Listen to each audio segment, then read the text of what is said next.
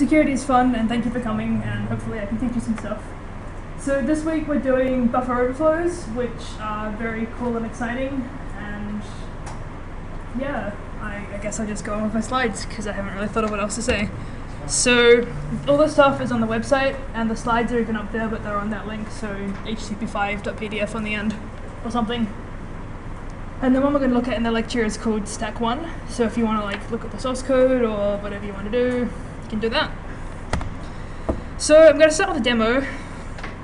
So I was going to show the source code, okay, didn't quite think I was going to do that.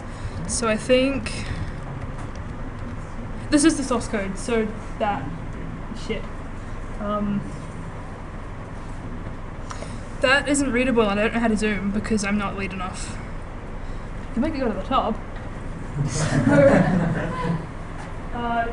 Hash include standard IO string. We've got a 128 character array. We check the number of arguments that you pass in, and if it's not at least the name of the program and something else, then we return an error. We copy the argument we pass in into the buffer, the array, and then we print out the array and then return the error. So this is an example of some code that's exploitable. So it's got a vulnerability, which is a thing called a buffer overflow, which we can use. We can exploit that, and we can do cool things to whichever thing happens to be running this. So I conveniently prepared earlier some exploit for this. So I can run it with stack 1, and it'll say, maybe I'll make this go up like that. So it'll say usage is /stack1 input, so you go run some input. So if I say hello, it prints out hello. But if I run my conveniently prepared exploit, which you shouldn't understand yet, then it prints out some A's, and then suddenly I'm in this different shell. So before it said whale, which was CSE's thing, and now it says a different shell. So I've successfully run a shell inside this program, which I can now potentially use to do an exploit. So if this service was running on a web server, then I would now have a shell on the web server. Or if this was running, say this was in a war game and it was a level 5 binary and I was on level 4, then now I would be running as level 5. But because it's just for practicing, this is just running as me on CSE, so if you type in who am I, it's just Sarah B. So if this had been in Richard's account, then now it would be Richard, but I wouldn't do that in CSE, obviously. So. Okay, so yes, what you should have gained from this is that we can type in some random crap at the end of a program to get a shell inside the program. Oh, I didn't even show you crashing it. I should have done that as well. So if we run a thing, so when you have, I don't know if you can read that at all.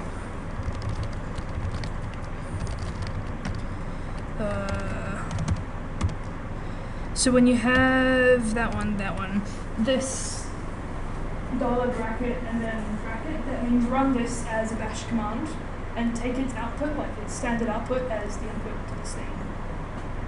So whatever string is outputted from this will be the argv1 for this program. So if I print, this is just saying a Python script print the letter A 1,000 times, then that's going to hopefully print 1,000 A's and then segmentation fault the program. And so whenever you get a segmentation fault, you should be thinking, maybe I can exploit this somehow, maybe I can. But we'll get to that in a minute. So that's pretty cool, but how does it work? So there's a few things we have to understand first before we can understand how this actually works. So the list of things I'm going to cover, because I don't know, maybe this is useful, just some stuff about memory, stack frames, calling conventions, system calls, and then putting it together to actually smash a stack, which is what you call a stack overflow or a buffer overflow is called a stack smash. And then some practicalities to how you actually do this, how you get it working, what problems you might have and how you fix those, and then how you can stop people doing this, and then how you can get around the people trying to stop you doing this. Cool. So first up is memory. I think some of you will know this from operating systems, and some of you will know this from me talking about it before. But for those of you who don't, basically, memory. This is another summary slide, so I'm just going to move on to the next one. So virtual memory, you can read the words, but it's more interesting if I just talk. So you might have noticed that when you run your program, we're assuming 32-bit computers because that's easy to talk about. When you run your program, you have an address. So you have, if I write, can you read this? Int I equals 3. And so I is stored in memory somewhere. Like it's on the RAM, but it's also in the memory space of the program. So if you imagine this is all of the memory that the computer thinks it has. Somewhere in here, maybe here, will be I, and it'll be set to be equal to 3. And so this might be an address like 0x1234, for example, because that's not memory, right? 0x just means hex, so instead of being 1234, it's whatever decimal equivalent it is.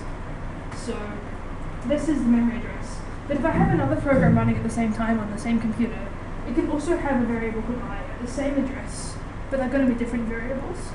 So whatever address your computer, your program thinks it has, is not necessarily the physical address of where the memory is. So, yeah, so what do my slides say? Yeah, so all 32-bit computers have 4 gigabytes of virtual memory available. The number 4 gigabytes comes from a 32-bit address, so 32 bits of address means that each bit can be 0 or 1, so it's fine well. It's 2 to the 32, so 2 to the 32, which is 4 billion or whatever, which is 4 gigabytes, like 4,000 times however many thousands of gigabytes. So yeah, and you might notice that not all computers have 4 gigs of memory. Like especially in older computers, you wouldn't have 4 gigs of memory unless you had a lot of money because memory is expensive, so you'd have like 512 megabytes of memory. But the computer, your program could still access that whole memory range. So even if you only had 512 megabytes of RAM, you can still address all of these addresses, or most of them apart from certain operating system protected ones. What am I trying to say here? So the amount of virtual memory that is in your computer is not the same as the amount of RAM, and the mapping is not the same. So like if this is your address space, so that's going to be 0, and that's going to be 2 and 32. And this is your actual RAM. This one might be over here, and then this one might be over here, and then this other program's one might be over here. And so it'll all just be slotted into RAM wherever it will fit. So does that make sense so far? Key takeaway here is that wherever it says your program, wherever your program says it is, isn't necessarily where it actually is. And the same address in 2 processes can be in a different place. Like it's not the same address. So if this process has this address, and a different process has that address as well, it's not necessarily the same piece of memory. Cool? Yep. So if you read a program and then faulted it, yep, and printed out where something was stored and read from there in another program, yep, you wouldn't be able to tell if it's the same place. yeah, so the only way you could do that is if you knew the operating system, like where it had put the memory. So if you printed out 0x1234 and then ran a new program 0x1234, it's not necessarily going to be in the same place. And there's not necessarily a way of going from a virtual address to a physical address. It depends on the operating system as to whether you can do that, whether there's a formula, whether you're going to go into the hardware and look up a data structure. I think that's all I wanted to say, yeah? Does that mean so if you've got a 32-bit computer and then you've got an actual physical 4 gigabytes of RAM, yep, is it still possible to have a Stack Overflow, or does it? Yeah, it's still possible. Is that because more than one program can use? So this isn't related to the stacks. Like a Stack Overflow is just the stack frames, which we'll get to in a minute. Right. But this is just the address space. So this is just the physical, the virtual memory layout. Can you have more than 4 gigabytes of virtual memory? Not on a 32-bit computer, because a 32-bit number is the address, and so you've only got 2 to the 32. Like each bit in the address is either 0 or 1, and that gives you 2 to the 32 possible numbers for addresses, and you can't have more than that without having a bigger address, which is why 64-bit computers can have more. Yeah. So if you want more than 4 gigs of RAM in a computer, you've got to have a 64-bit computer. Oh, really? Yeah. Question? Yeah, so does VRAM, like, so you have 2 different processors, yes, and they each have like their own individual VRAMs? Yeah. Will they ever overlap in physical memory? No. So it's split into discrete chunks of a certain size called pages, and then this page might be this big, like all pages are going to be a certain size. There's more than that, like there's 2 to the 20 of them each, but in each address space. But this whole page will be this page of RAM, and then this program's page here will be this page of RAM, and so on. so they're never going to overlap the pages. This might be a silly question. Why do we have virtual memory? Why would you want virtual memory? If, like, could you ever want to run a program that uses more RAM than your computer has? Yes. And that's why. See. Okay. Cool. Yeah. Alright, so it's quite a confusing concept, and this is like a whole week of operating systems, the course at uni, so So if you sort of get this, you could have like 128 kilobytes of memory on a 32 computer. yeah. And you could still have 4. Yeah, and your process still has this. Of course, it has to store it on disk if it can't fit in memory, and disks are really slow and memory is really fast. Yeah. So it'd have a lot of saving stuff to disk and then reading it from disk, and it'd take a very long time. Unless it was a solid state drive. Yeah. But that's still, like, memory is still faster than a solid state drive. Is that why? Because I always wondered why they didn't do why all the memory wasn't just virtual memory, and Yeah. that makes a lot of sense. And the thing with virtual memory, like physical RAM, when you lose power, it's gone. Yeah. Like whatever was in RAM is gone, which is why hard drives, even though they're slower, we can store things permanently or Yeah. reasonably permanently. It's magnetically. Yeah. Did you have a question? Yeah, is null stored in physical memory or virtual memory? Like null as in Like zero. when you use zero. null in the C program, is at the bottom of your virtual address Yeah, space? it's at the top or- at zero. Right, So generally, the whole zeroth page would be unused, and that would be matched to null. So if you ever reference that way, that will point to null. And so if you do referencing null, then you've got an error. So null isn't just locally physical. So the physical memory, like this, will just be sitting here and it'll say, I'm not anywhere. So like all you your other could null- map it somewhere, but then if you accidentally dereference null, it wouldn't crash, and that could cause problems. So Question? like when you say null, is that just pointing to that 12 space? Yeah, so when you have a null pointer, like when you have, you know, int star p equals 0 Yeah. or equals null, that means that it points to The null. the spot. very first thing in memory. Yeah. Oh, okay. Awesome. Cool. Oh. Alright, so this sort of makes sense? Yep. Cool. Right, so the virtual addresses get mapped to physical addresses through a piece of hardware called the memory management unit. And so it does some magic, basically. It's not magic really, but it's more complicated than I want to explain at the moment. So you have a piece of hardware which will take your virtual address and turn it into a physical address. And so it'll do that, and then it'll write to the memory and then so on. Goes back to physical memory and virtual memory. And the operating system coordinates this.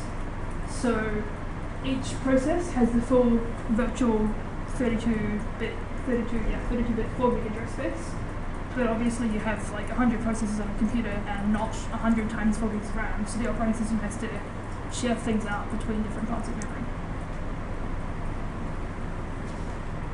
Cool. So in terms of address spaces, I might move. Camera probably can't see it there. I'll just swing out. And then I'll use the same box. So you guys might be familiar with this if you've done 1917, or if you haven't, then it's not too hard. Basically, you have things in memory called the heap and the stack. So do you guys know what the heap and the stack are for? Does anyone want to explain? Stacks for function pointers, the function stack frames. Yep. Heaps for like malloking memory. Yeah, exactly. You don't even need me to teach you anything. So, generally speaking, they go at the top and the bottom. So this is like the stack, and this is like the heap. So this is 0 through to 2 to 32. Why do people always I've seen other people draw it the other way. That is because they are silly people. Yeah. There is much contention in computing between which way is the right way, and this is obviously the right way. Let me just explain. First of all, I have a stack of, I don't have anything that I can stack. Can I borrow someone's phone for a second? I won't borrow anything. I have a stack of photos. So I'm going to make a stack. I'm putting things on the stack. It grows upwards.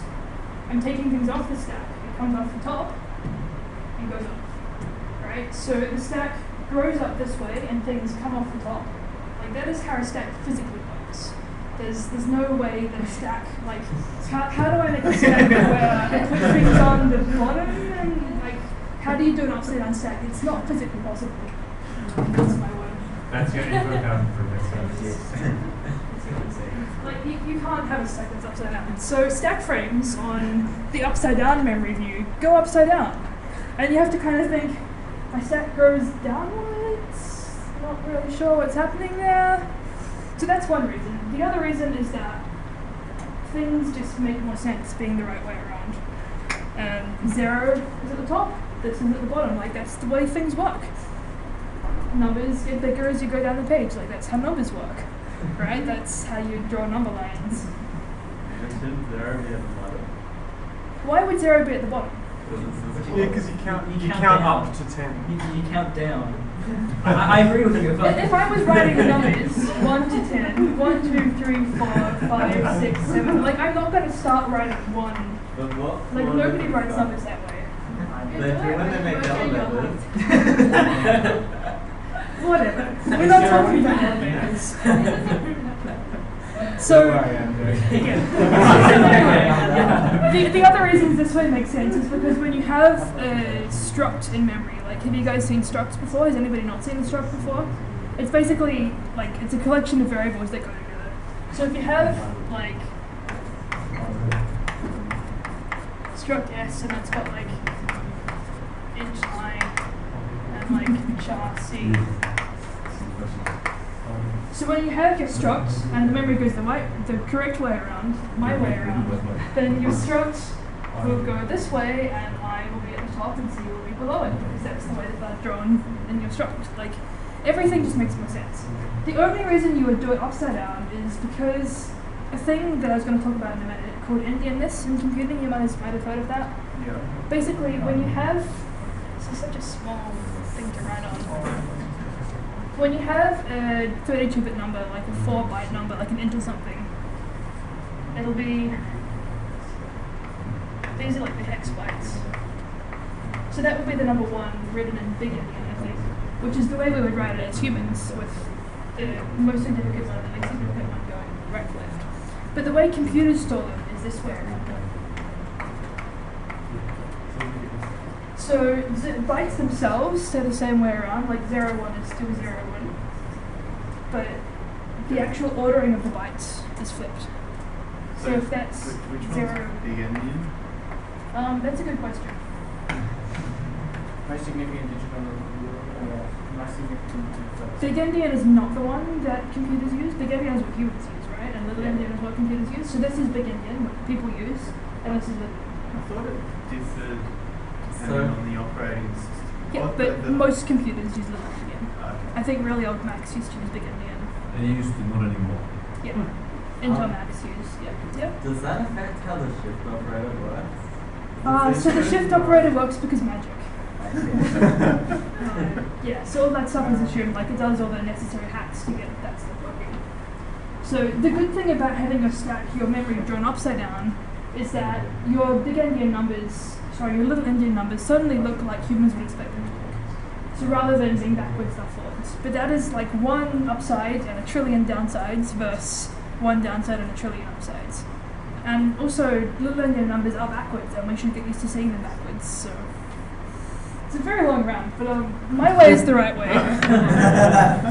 If you do much security people always do it this way. The textbook for operating systems is it this way, but the lecturer doesn't do it this way. And he's kind of like, the textbook's upside down, guys. And I was just like, anyway. So rant over. Basically, there's 2 ways of doing it. Who was the lecturer, by the way? Kevin, he's a really great guy. I should have. He's amazing. He's amazing, but I just disagree with how he draws this memory. Yeah.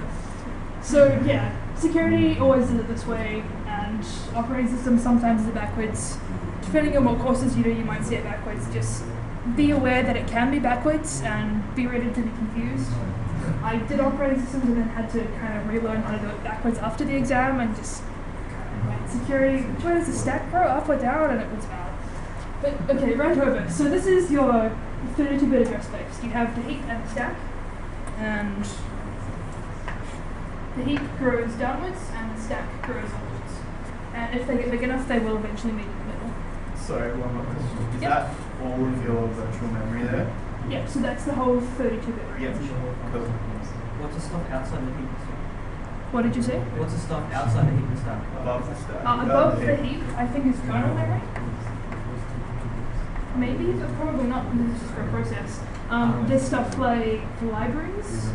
Yeah, Aaron knows. That exploit that you posted, the Google exploit that you posted about glibc on Facebook. Which one? The glibc null site. Oh yeah, that cool one. Which I didn't really understand entirely, but That's cool. I read it. They said that the heap was in like a random position. Isn't it? Yeah, that's called ASLR, which we'll get to eventually. If we have enough time tonight at this rate, but it's cool. Yeah, so as you have more stack frames, so your stack will start off like here, and then as you add on stack frames, it will grow up like this until eventually it reaches the max stack height that it can be, or it hits the heap. And the heap will grow downwards as you malloc more things until it hits the stack, or until it hits the max size. I think that's all I wanted to say. Does this make sense? Like, heap, top, stack, bottom, B, F, F, F, some stuff. I think it's another F. Another F? There's got to be way too many Fs. 8 or 7 Fs. 1, 2, 3, 4. Anyway, I think this is the bottom of the stack. So, yeah, and the heap is normally like 0x, 0h, and stuff. What's below the stack? Find out and see. There's some stuff, because I ran into it with an exploit the other day and it crashed, but I don't remember. There's always stuff, yeah. I was going to read more and then I didn't have enough time. So stack frames, draw more pictures. Can never have enough pictures. Wait, I think we get it. Stack frames are important. There's more to stack frames than just this. So when you have a stack frame, let's say we have, this is such a horrible thing to write on. Let's say we have a function called main, and main calls a function called fun, let's say, and then fun calls a function called fun2. So main calls fun calls fun2. So we have main stack frame, and that's going to contain a couple of things. We'll get to that in a second. So when you call fun, which is the first function that main calls, you need to first of all work out how to get back to that function. So if you imagine when you compile your program, so you have your C code and you turn it into like bytecode that the computer can understand, when you compile that, it turns into bytes and that gets all put into the top part of your program in memory. So that's above the heap, one of the things above the heap. And that's not necessarily going to be in the order that you run it in. So when you jump into a function, you'll probably be going along here and then you jump down to here or something. So you need to store a thing called the return address, which is the address that you're going to return to after this function is over. So in the case of going from main to fun, we're going to have to store the address of main where we were up to, the program counter. If you guys remember from 1917, those little microprocessors, that little program counter thing. Those things. They're very useful though, because people who don't do that course don't know and they go, oh, what's this stuff? So we store the return address. So that'll be down here. So the bottom has the return address, and then after that we have a thing called the base pointer. So if you remember from the reversing lecture we did, but if not, that's fine. We have, when we're inside the stack frame, we have the base pointer at the bottom and the stack pointer at the top. So we need to store the old base pointer. And then we make the current base pointer be the current stack pointer, and then we make the new stack pointer be somewhere up here. And so that's how we make a new stack frame.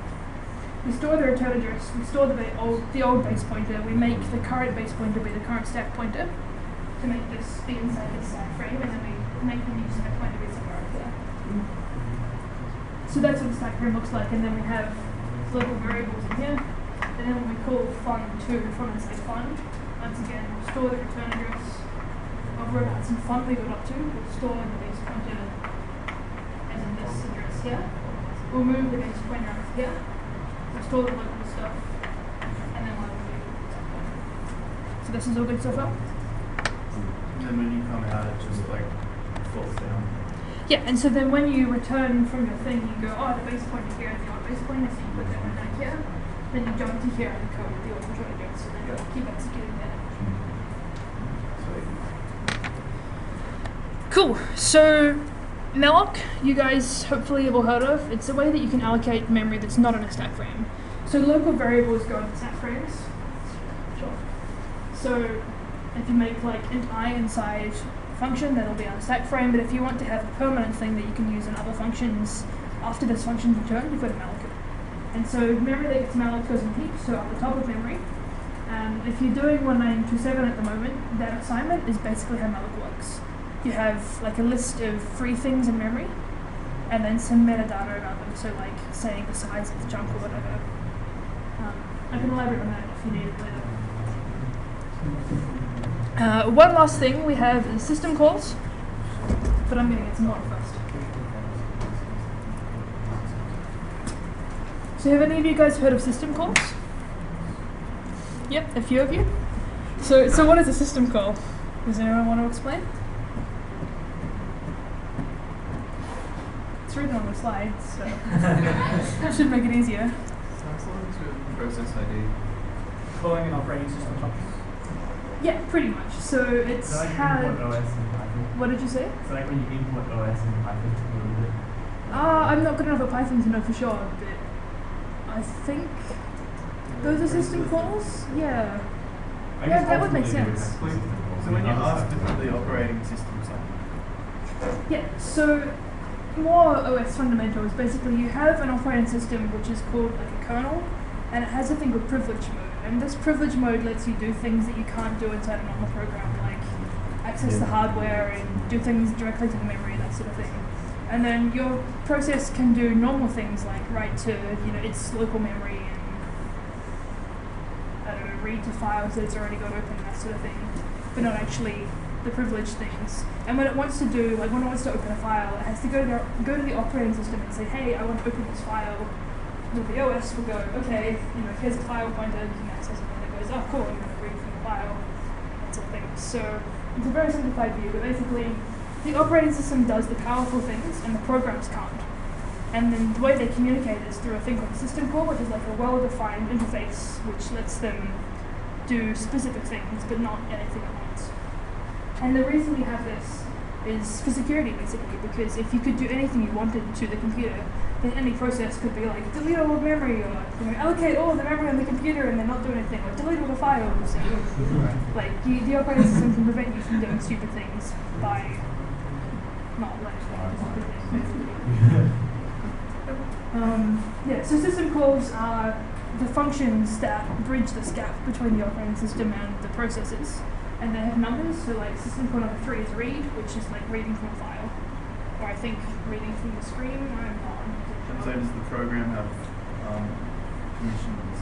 Yeah, so it'll set up the function, like it just calls the system call like a normal function, but with the parameter being 3, which means read. Like, number 3 or whatever number it wants, or whatever system call it wants to do, and then that will go to the operating system, and then that will execute this command and then give it back whatever it wanted. So it's like setting up, hi, I want this thing, giving it to the operating system, and the operating system takes it, does the processing, and gives it back. Yeah. Cool. So this is useful to know just for shellcoding later, which we will get to eventually. What system calls are, the way you talk to the operating system to do things. I'm talking way too fast again, I should work on that. Okay, so what is a buffer overflow then? I have some code that I used last time, which is the main function, and then a getName function which has a character array 32 big, and you can enter your name and it scans in %s and returns. And so over here you can see, you can type in Sarah, whatever, you type in Sarah too many times, segmentation.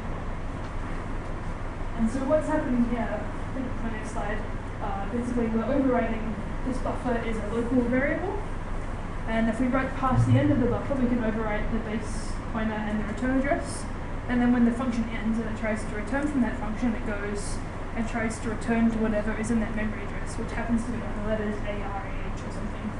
And of course that's going to be the memory address, I don't know, 9, 7, whatever, R and A and H are, which is not going to be where it wants to be, and so it's going to segmentation fault because it can't access that part of memory to execute. Hi. So what exactly returns the seg fault error? So segmentation fault means... Is it like the kernel that says that, or? So yeah, it's when you try to access memory, in your program that goes to the operating system, and then that says either yes you can or no you can't. If it says yes you can, then it'll take it off the disk or wherever it is and put it into actual RAM so that you can read from it. Like if you've got, maybe you've loaded a file into memory, but the file is really big, so most of it will be on disk, but when you actually want the part of it that you want, it'll read that into RAM and then say, okay, now it's in RAM. The segmentation fault is when you try and access a segment that's not loaded, and it's not going to load it in for you. So, for example, if you try and access the 0 page, like the very first part of memory, which is not ever going to be mapped in because that's the state you seg fault when you have an null pointer, you can access that, it's going to seg fault and say, no, you're not allowed that. Or if you access somewhere else that you're not allowed to read, like into the operating system itself, for example, that is seg fault. It just means that you're accessing a part of memory that you're not allowed to be in, basically. I was just like wondering what process or. Yeah, so the process is that whenever you access anywhere in memory, it goes to the operating system and that goes. Does the OS that says seg fault? Yeah, it goes, you're allowed, okay, here you go, or otherwise it goes, you're not allowed, return error, and then the process goes, oh, that error has a segmentation fault.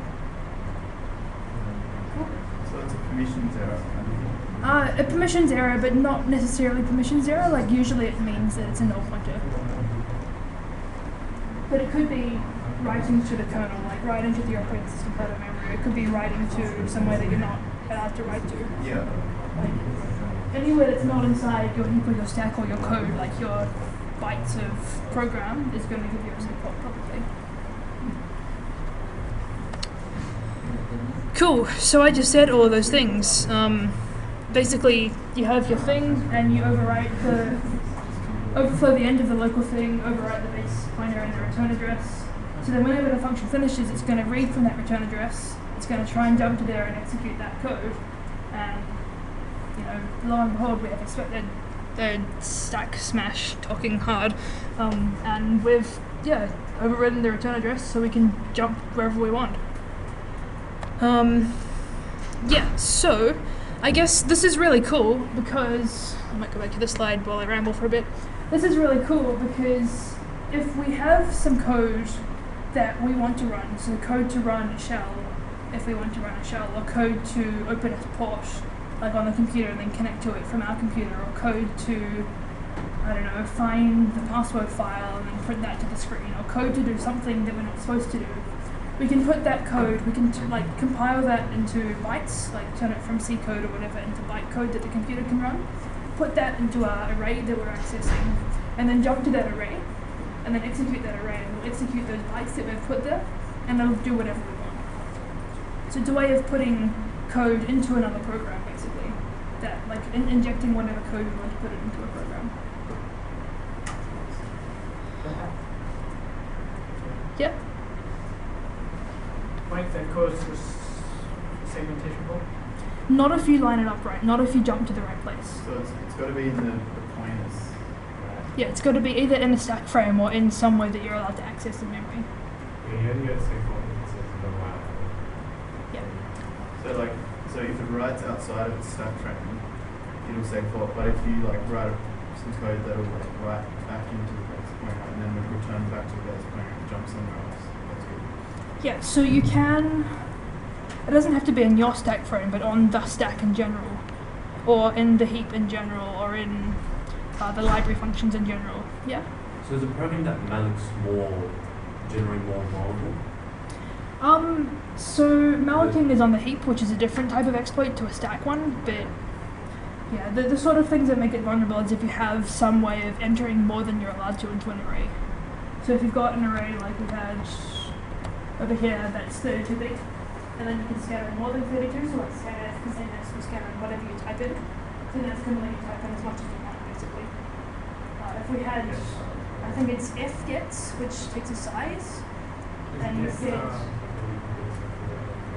You could probably do the same thing with get char as well. get char you could do it for loop 32 times, but I think F gets is one function where you pass in the buffer and the size 32, and that would only take 32, so that wouldn't be but anything that doesn't limit, yeah? So you said put an arrow address, but that virtual memory stuff on the first slide, how do we know what the addresses are and all that sort of thing? We'll get to that in a minute. Are you running off, or are you? I'm about to run off, but Okay. I think it'll be in these slides. So. Yeah, and it'll be on the video as well.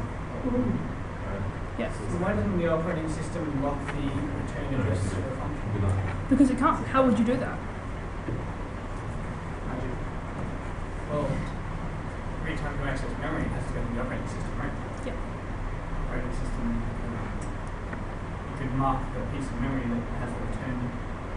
But if you think every time you call a function, if you've got to lock a specific part of memory is not being able to change, without, like, this is our stack frame. So we want this stuff here to change, because the local variable should change, but this stuff shouldn't change. And then when the stack frame goes away, we have a new stack frame, we have a new potentially, this one might change, and this one might not change. It's never going to be the same place. So it'd be a lot of overhead for not much gain. Like, it's a good thought. I think a better way to do it would be to enforce boundaries on arrays, to have a way of segfolding as soon as you go over the end of an array.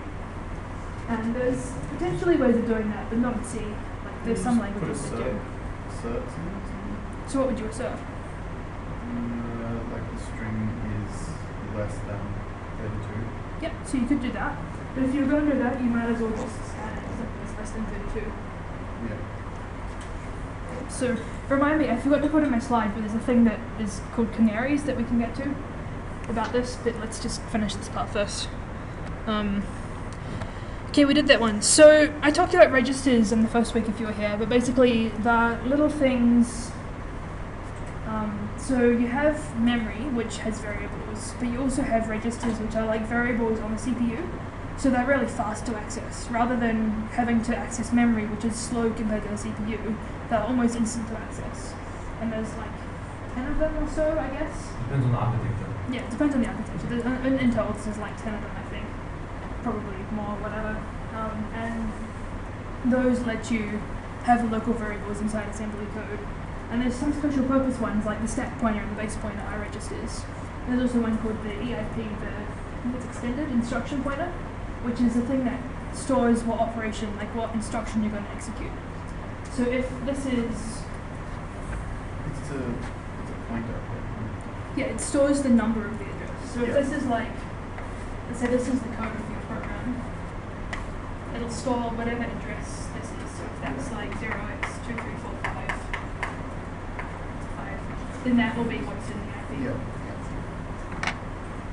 And we can control, if we can control what's in the instruction pointer, we can control the flow of the program. So if you imagine like those boxes in the microprocessors in 1917, and it goes this box and this box and this box and this box, and it just jumps through, and it'll jump around for an if statement and a for loop and stuff. If we can control where this thing will execute, which memory box it'll look at, we can determine what the program will do. So we can make it do anything, like I said before, we can, hack into someone's account and do whatever, basically. So, yeah, I tried drawing a picture, I don't know how well it worked, but we have our buffer for each binary, it's a buffer, and if we overwrite past the end of the 32, you can overwrite these ones, and then that'll be for the scan. We already said all that stuff, so I'll just move on. It's a pretty picture though.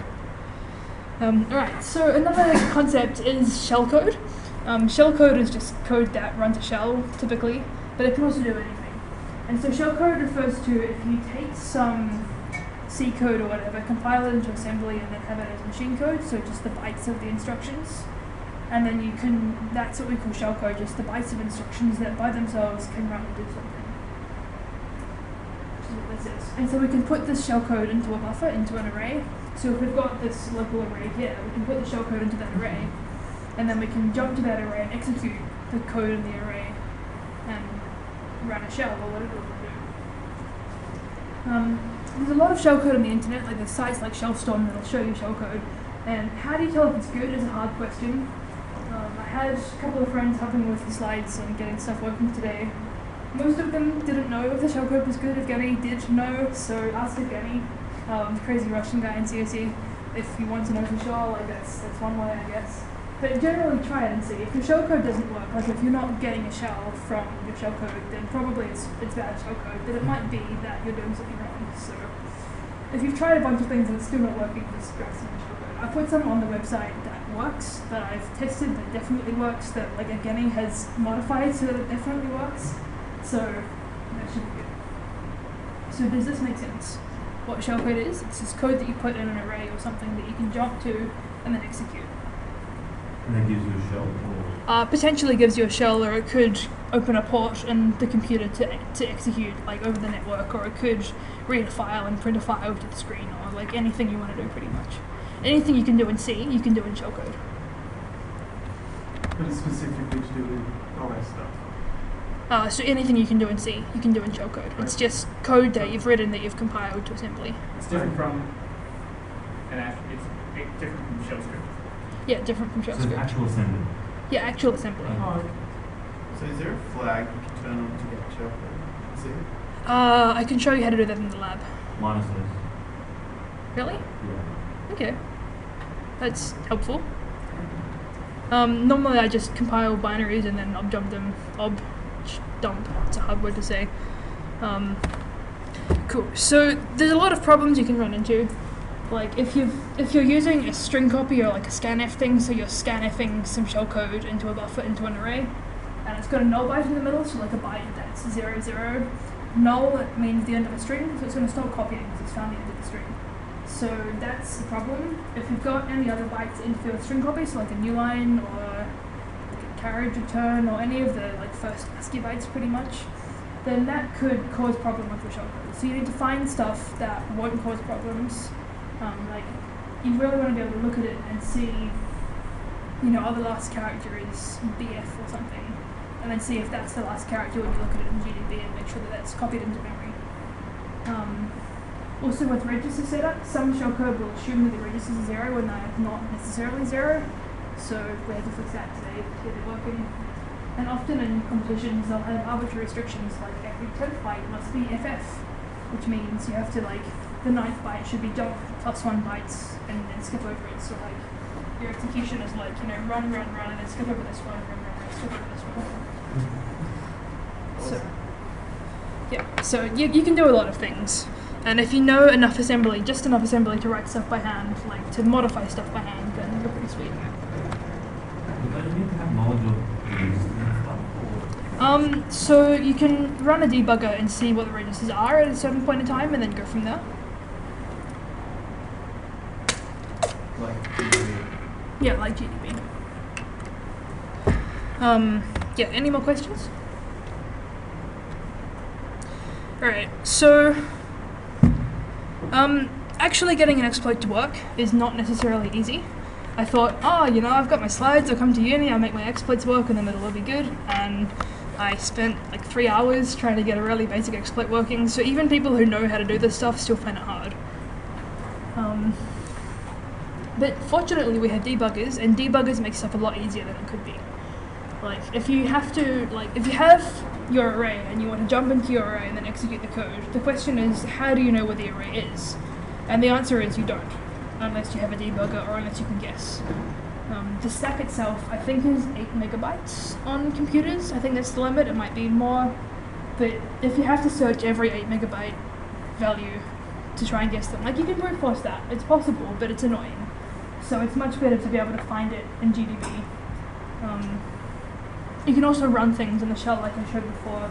The $sign bracket, I can -c and run a command, and then transfer the command, print an A, and so that can just print 100 A's into where the code is inserted. So I'll step through the things and then I'll show you actually doing them, I think. So another cool thing we do is called a NOP sled. A NOP is like a no-op, which means it does nothing. It does exactly nothing for one CPU cycle. And so what we can do with our shellcode is, if you imagine your shellcode is right here. Okay, so shellcode starts here, and this is it's going to execute this line, and it's going to go through and execute these commands. But you might not know exactly where you want to jump into because it's hard to find to start. You can find it in GDB, but then the environment variables will change outside of GDB. You're going to find the right way somehow. So what you can do is you can have a thing called NOP sled, where you have 100 or whatever NOPs as in nodes, which do nothing. And so as long as you jump in somewhere between here and here, it's going to do nothing, and so on, and then it'll run the shellcode. So this is called a NOP sled because it's slide a lot of the NOPs, basically. And what do you use that for? So you use that for flexibility, I guess is the word. Being able to, because you're not always going to know exactly where your buffer is. Even if you know where it is in GDB, when you go out of GDB, you're going to have, like, the environment variables will change, so your stack will change place and stuff like that. So you've got to. So this means that as long as you can put anywhere between here, you can get the right thing rather than having to put it exactly here. So it gives you more space to move. Cool. The last thing is getting it to work outside of GDB. So you can make it work in GDB, that's all good. But then how do you actually make it work outside of GDB? So if you just try running it straight away, it might not work. And the question is why. I sort of said before, environment variables may change. So do you guys know what environment variables are? That's a good point. So It's just like your general computer processes that are putting different things at different places at different times, and so the more that happens, the more likely it is to change. sort of, you're very close. So environment variables are just things about the environment. So things like shell equals bash, editor equals vim, username equals Sarah, whatever these like strings that are set about your shell on the computer. And when you're inside GDB, it probably has things like debugger equals GDB and that sort of thing. And so those will change when you're outside of GDB. And so if you imagine like this is your environment variables, then they might be this big outside of GDB. So everything will be shifted along by that much. So getting it working outside of GDB, basically you just adjust the address that you jump into and like add some knobs if you haven't already got knobs, and then just try and guess somewhere in there. It's basically just trial and error. So my question to you is, can we get the address of the buffer from outside GDB? So in GDB we can say print out, ampersand buffer to get the address of something, but can we do that outside of GDB? What do you guys think? Did you force Can we? Or Yeah, it Didn't you isn't just do possible. it at the beginning? What did you say? Didn't you just do that at the beginning to show us? I had it already from GDB. Could you like write a program that just like brute forces it? Yeah, so you could brute force it, but You could suspend the program using Control Z and then use the stuff. you could. But what if you're not controlling it? What if it's on a server? What if it's an open learning exercise which happens to have a bug in it with a buffer overflow that you still can't exploit despite trying for several months? Not that I said that. It's a spoiler on one of the puzzle quest things. But so I don't know. Yeah, so can I just say, the open learning auto marker runs once an hour. And if you have to brute force something that runs once an hour, it's not fun. This is a good mitigation technique. If you want someone to not hack something, run it once per hour. And it'll slow them down a lot. But back on topic. Can we get the address outside GDB? We can by brute force. We can by getting lucky. We can by doing maths if we can kind of get close. Like we can go, the stack starts here, the stack frames are this big. But we can't for sure. Like we can't just run a command and go, where's the buffer going to be? Unless Harry's got a magic wand that I can vote on, which I find that weird. Yeah, so putting it all together, let's go and do that stuff. So what was it? GDB. So let's exit out of that shell. Could you run something that like same kind of brute force technique but more strategical? So it like jumps. You could. Yeah, you could, but like again, optimize it's yeah. So what am I going to do in GDB? I was just going to show this. Okay, so let's make this full screen. That is not actually. Let's make. I know how to change the font on this one. I think. Yeah, and then change 9 to be like 15. Okay, so let's leave that one somewhere else and full screen this one. Doo-doo. Could you exploit SSH? In what sense? Could you use it to log on to I don't know. Penalty 10 years imprisonment.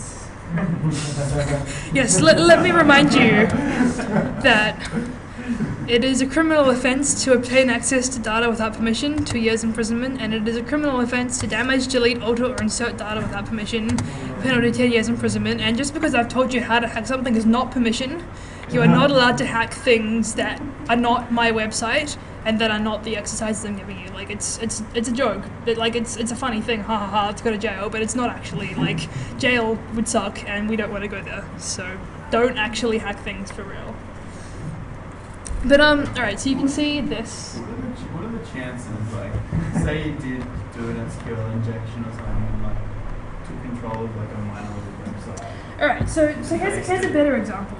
Let's say you're on a website and you see that your profile page is like profile.php !ID equals 12345. And you go, oh cool, that's my profile. And you think, what happens if I change 12345 to 12346? And it gives you someone else's profile.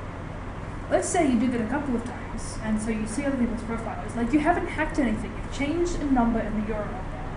Seems pretty innocent. Someone went to jail for this. Really? Like, that's all they did. They didn't do any SQL injections, they didn't like hack anything really hardcore. They found this bug, they told the company, hey, you've got a bug, it's pretty serious, you know, anyone can find it, it's really simple, like, you should fix it, because that's a good thing to do. Like, if you find a bug in something, yeah, and the company was like, you're under arrest. What?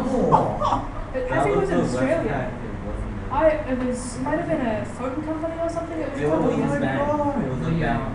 It was Okay. in one of the e-banking things. I can't remember which company. Yeah, so That is ridiculous. given that people go to jail for little things like that, Yeah, but that's not actually destroying or. I mean, if he told the Access. company, Yes. there's nothing wrong with that. Access. yeah, Jail. that's just invalid without permission. Like, you could stumble across that. You could accidentally type the wrong number in the URL, and that would be enough to go to jail. So it's pretty serious stuff. Like, yes, you can probably get away with hacking things, which the video camera. Like there's programs that if you like, have more to this point is like there's programs that monitor that kind of stuff. yeah, so serious people will monitor that kind of stuff, and they'll notice it happening, and then They'll log they into your- probably won't your even IP. care if you try and like if you put a quote in Yeah, your it's a URL, failed like, attempt. they're not going to care. But if you get in, then they will probably they probably will see, and they will probably arrest you. Like, if you think about the amount of viruses and stuff that there are on the internet, we've all had viruses on our computers, I'm sure. It's illegal to write a virus, but the people who write viruses probably don't go to jail because they don't get caught. Like, it's illegal. It's a criminal offense, and don't do it. Would they log your IP address? Yeah. So you. Is everything that you try to do, obviously, if you're stupid enough to do it from home, Yeah. isn't everything that goes through your internet connection log? Yeah. Yeah. So I think What if 2 you're years using- it has to be logged for as well. What if you're using Tor or something like that? Then you're more secure, but Tor's got, like, it's not full. There's ways of finding things out in Tor. I did a research project on that, which was very fun, but found out a lot of scary vulnerabilities and was In kind of Tor? like, yeah, like, Whoa. it's, like, the obvious one is that if you have control of more than half of the nodes, you can see all the traffic and stuff that's happening. You But can do like even, manual stuff. yeah, even simpler than that, it just takes 1 or 2 corrupt nodes and you forcing your routing to go through them to have that happen. And So, doesn't it only cover like one side of it? so quick tangent on how Tor works. Yeah. It's called an onion router because your packet has layers. So, like, if you imagine this is your data packet, and this is like the layer around it and the layers around it. So, Of encryption. yeah, with encryption. That's it. It's not even much on so it's fine. So, you have a bunch of computers. So this is the Tor network. This is like you. And this is like Google. So this server here knows that you are sending a packet into Tor. Oh, finding the camera. That was nice. This server here knows that a packet has come from the server to the server. And this server here knows that someone inside Tor sent a packet to Google. And Google knows that someone sent a packet from the server, but they don't know who it was or anything. So the idea is that this person here knows who you are, this person here knows who Google is, but these people shouldn't collaborate. And so as long as they don't know each other and can talk to each other, they're safe.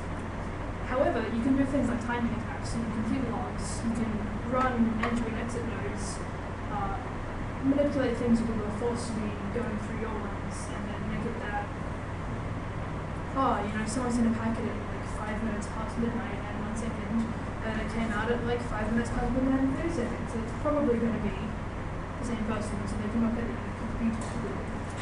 But the idea of Tor is that someone knows that you talk to Tor, someone knows that someone in Tor talked to you, but nobody actually knows that you talk to Google. That's the 30 seconds on that. Putting the camera again.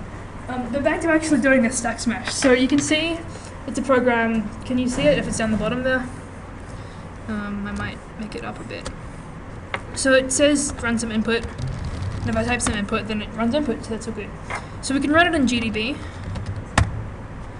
Basically, you ignore all of this stuff, and you look at this, GDB, and the flashing thing, and that means that it's good. So what am I going to do first? I guess I would just run it and see what happens. So run usage take input, so run blah. So it's printed out some stuff and that's the blah. So we can set a breakpoint. So break on main, then run it again. So now we're inside main, and so we can step through. So we can see the instructions, or the code rather. It's copying argv1 into buff, so we can print buff, which has got whatever random crap in it. And then we can see... So that's the buffer there. Yeah, that's before it's got anything in it, so that's the old stuff on the stack. Right. And we can see that now it's put this and then the null byte at the end onto it. So that's our string we've typed in. We can also print the address of buff, which is going to come in handy later on. Happens to start with FF in my case, because I'm on a 64-bit machine running a 32-bit mode. So if you're on a 32-bit computer that wasn't 64 at all, that would be BF instead of FF, but not that that really matters. So yeah, we can get the address of it, and then that's all good. What else should I show you guys? I should really plan this better. Alright, so let's say you have some shellcode.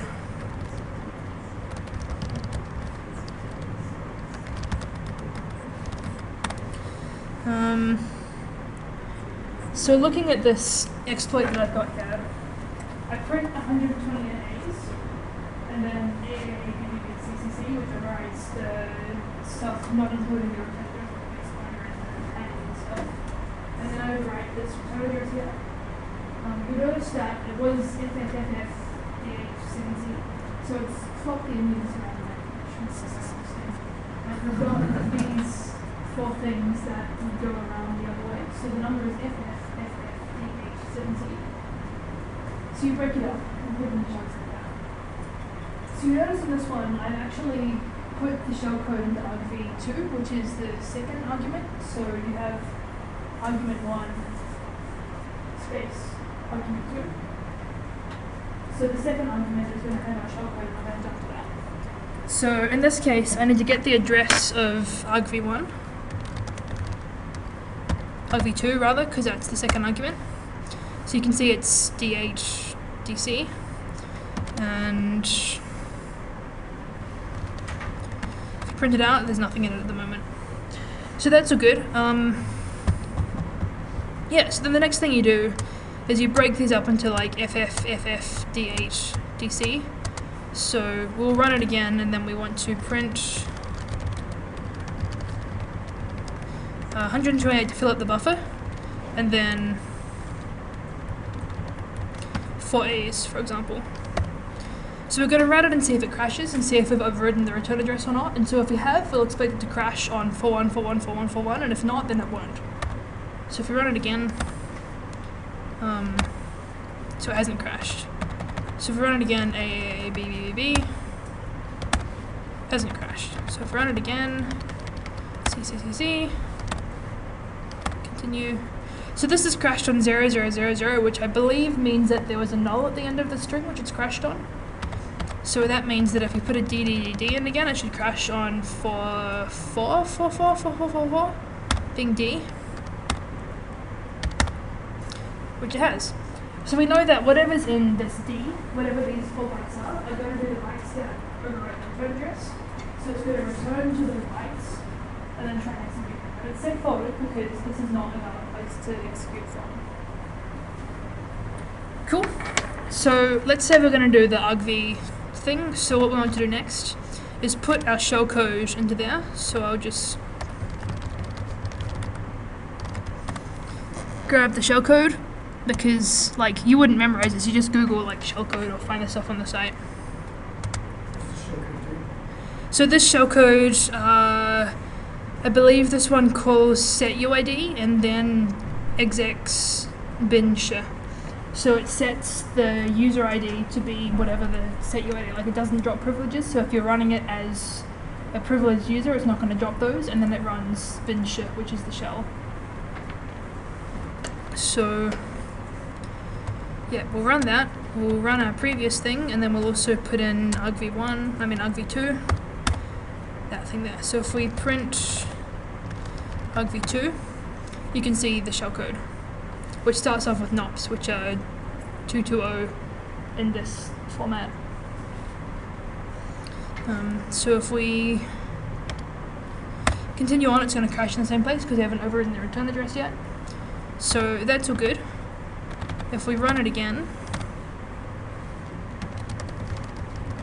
get the address of argv2, and then add this to our exploit. So instead of ddd, we're going to want to have, let's go this way.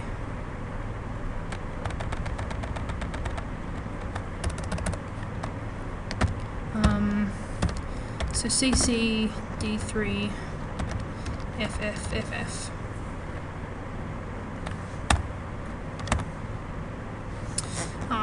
And you need a quote there as well.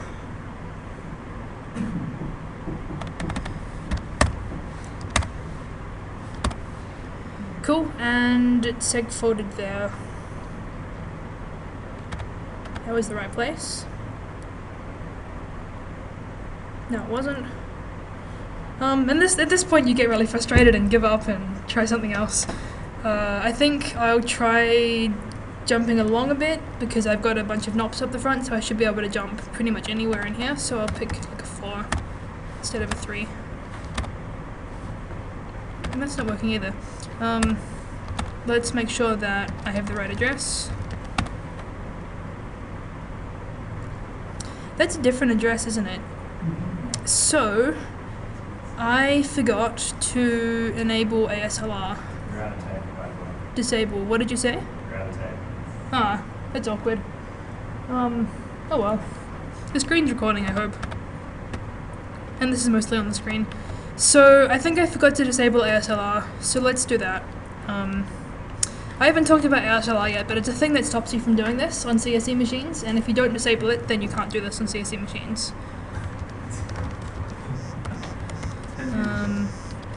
I think it's ML. Let me just check.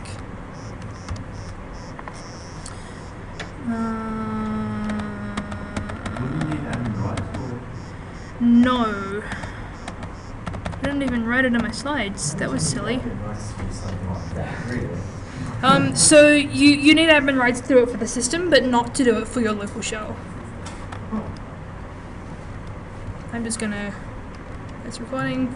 That's IRC. Where did my thing go? Totally ran this just earlier.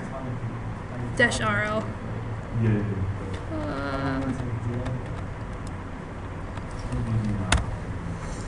Cool. Okay.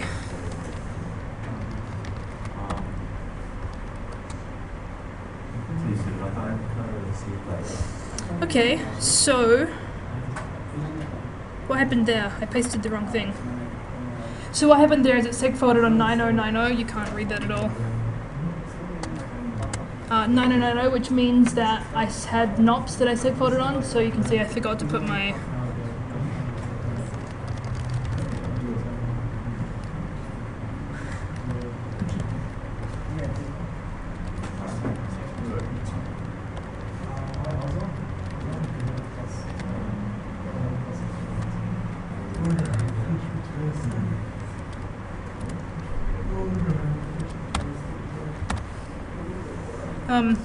Whatever. Let's keep doing this in the lab, and I'll just move on for now.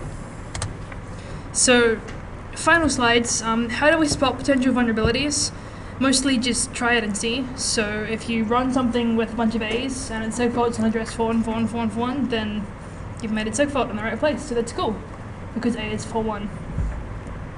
So 4 characters. 4 bytes. Yeah, 1 character is 1 byte. And you also want to look for insecure functions. So if you see a string copy of X or a scanf is an S, then that's insecure. So that's potentially going to be a display. If you can override something longer, then.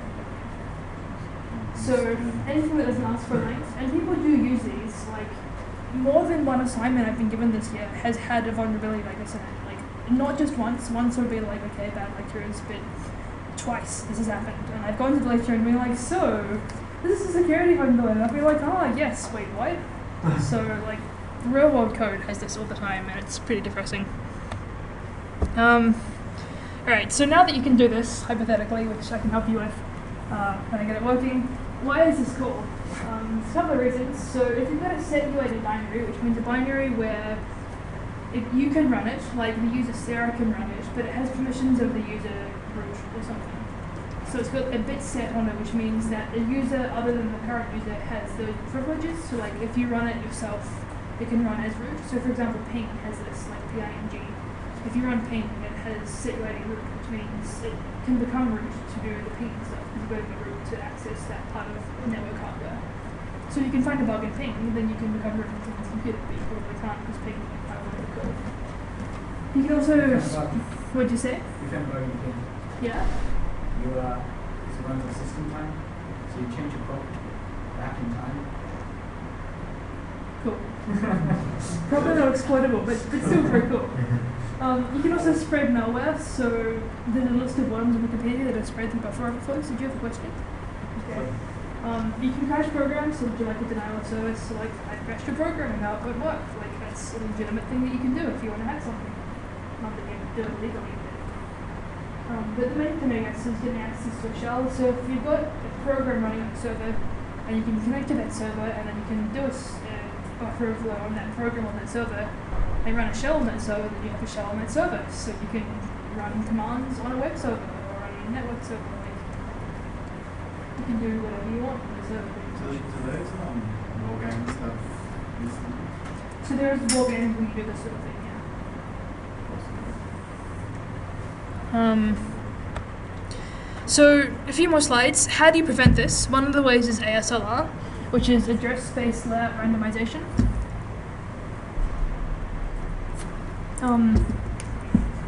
It's been used in Linux since 2005. Windows, you can turn it on if you want. Since festive, like, and Android since 4.0, which was a couple of years ago, I think. So it makes it a little bit harder, but not impossible, to do this on a 32-bit machine. So rather than having the address, like the address was changing of the buffer when I ran it on CSE, so it just changes the location of things every time. So it'll shuffle things around, and the heap will start here in the cycle. So they'll always be in the same order. But it'll start somewhere within this range and then grow. So it'll change each time it runs.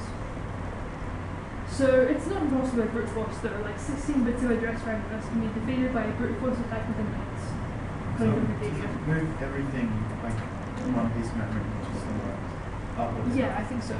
Not the whole thing, but like things will be shifted relative to each other, and we'll adjust library calls as well. So like libraries will be loaded in different orders. So like instead of doing standard lib and standard out, might do it the other way around, that sort of thing. So this is a thing that you can do to prevent it, but it's not actually that foolproof because it's still very possible to break through this. It's just a little bit annoying. Another thing is data execution prevention. So basically, either memory is executable or not executable, and you can't write to memory that's executable. So your stack is writable because you can write to the stack, so you can't execute from it. And your code segment, where your code is stored, is executable but not writable, so you can't write to the code segment. And so this has been used Linux since 2004, Windows, you can turn it on for programs, but it's just only for system files since 2004, OS X since 2006, and it's hardware based, so actually the memory itself has a bit which won't let you execute this if it's been written to or whatever.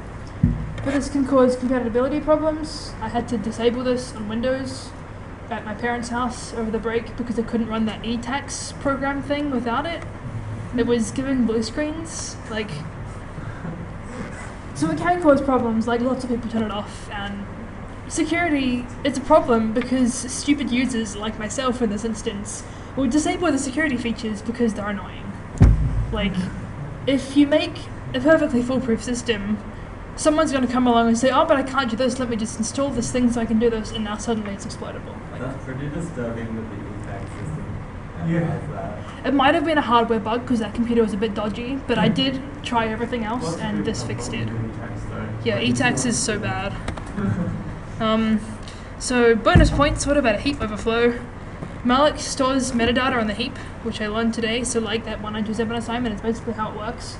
So if you carefully overflow your heap, you can overwrite this and do cool things, and there's a link to explain it more than I can, because it's just like magic to me.